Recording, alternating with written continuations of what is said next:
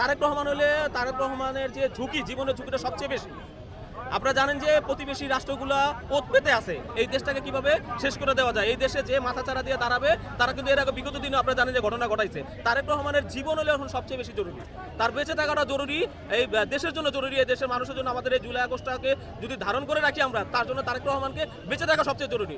মা আল্লাহ তাআলা হায়াত রাখতে থাকবে, নাহলে চলে যাবে, কিন্তু সে তো প্রার্থনা করতেছে, দেখতেছে এখন অনলাইনের যুগ। কিন্তু এই যে তারেক রহমানকে নিয়ে যে এই আসলে ইটা চলতেছে যে হ্যাঁ মার আসে না, এটা আসলে কি আমার মনে হয় ওই ষড়যন্ত্রকারীরা এই ইচ্ছাকৃতভাবে এই গুজবটা ছড়াইতেছে যে হ্যাঁ মা অসুস্থ, আসে না। তোমার মা অসুস্থ হলে তুমি আসছিলা নাকি?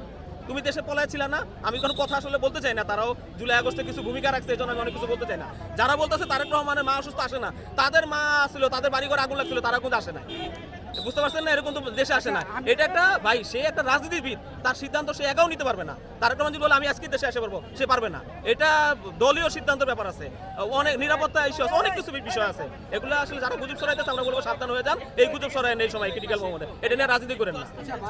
পিনাকি ভট্টাচার্য কিছুক্ষণ আগে একটি স্ট্যাটাস দিয়েছে, তিনি বলছে যে মায়ের পাশে এই কঠিন সময়ে যিনি থাকতে পারবেন না, তিনি আসলে দেশ কিভাবে যাবে, এই ধরনের একটা প্রশ্ন তুলেছে।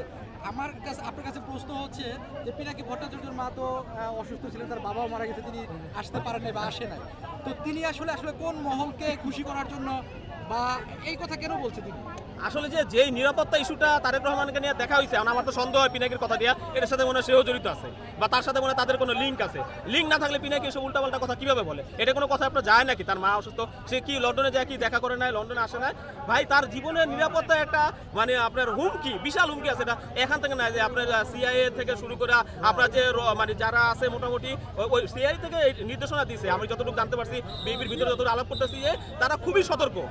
এবং আপসহীন নেত্রী যার নাম, যার অবদান আমরা জুলাই আগস্টে ভুলবো না, যার কারণে আসলে জুলাই আগস্টের যে সে প্রেক্ষাপট একটা রচনা করে দিছে, সে যদি আপোষ করতো তাহলে হয়তো এই জুলাই আগস্ট আমাদের ঘটতো না। তার যে অবদান, সে যে মানে নিজে জেলে গেছে এবং কোনো ক্ষমতার লোভ করে নাই, 17 বছর হাসিনার সাথে কোনো আপোষে যায় না, এই যে তার একটা অবদান, এই অবদানের আজকে যে আপসহীন নেত্রী আজকে এই জায়গায় শুয়ে আছে, আপনারা জানেন যে তার জীবন সংকটাপন্ন।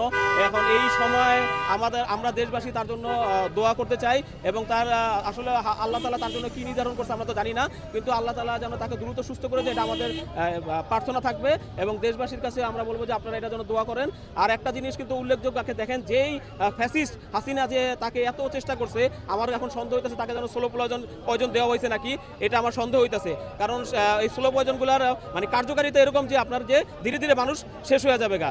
এই যে ফ্যাসিস্ট হাসিনা যে আজকে তার কি কোন জায়গায় অবস্থান, আর আজকে আমাদের যে বেগম খালেদা জিয়া আপসহীন নেত্রী তার কি অবস্থান, আজকে দেশবাসী দেখতেছে যে একজনের ফাঁসিতে আলহামদুলিল্লাহ বলতেছে, আর সারা দেশ একজনের জন্য প্রার্থনা করতেছে।